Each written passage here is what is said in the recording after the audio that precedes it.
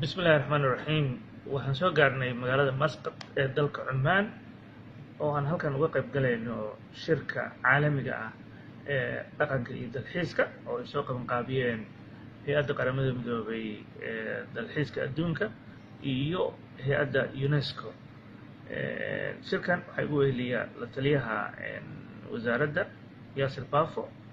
waxaa magaaladan Masqat nagu soo dhaweeyay safiirka Soomaaliya u fadhiya dalkan Cumaan mudane Cabdirasaaq Faarax Cali Taano waa runtii aad iyo aad ugu mahad celinayna iyo mas-uuliyiinta labadaas hay-adood ee shirka qaban qaabinaysay. waxaan maanta fursad u helnay inaan wafdigeenna oo aniga iyo la taliyaha iyo safiirkaba aan kulan gaara la qaadanay xogayaha guud ee hay-adda dalxiiska adduunka ee qaramada midoobay Taalib Rifaaci oo aan kala hadalnay sidii Soomaaliya ay ugu diyaar garoobayso inay dib u soo nooleyso dalxiiska oo aan aaminsannahay dalxiisku inuu kaalin weyn ka qaadan karo nabadeynta iyo dib u soo celinta amniga Soomaaliya.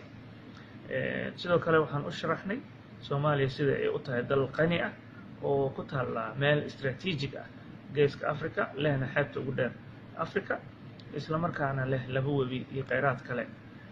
dadka Soomaaliyeed ay yihiin dad dhaqan ahaan soo dhaweynta martida ku wanaagsan oo dalxiiska isla markaana Soomaaliya 150 travel agencies ay ka furan yihiin hadda diyaarado badan oo Soomaali leedahay iyo kuwa caalami ah ee dalka yimaadaan qurbo joogta sidoo kale oo dalka usoo dalxiisata maalin walba timaada iyo dalkii horumar gaaraya inay tahay waqtiga ugu habbooneed ee dalxiiska Soomaaliya aan dib u soo celin lahayn.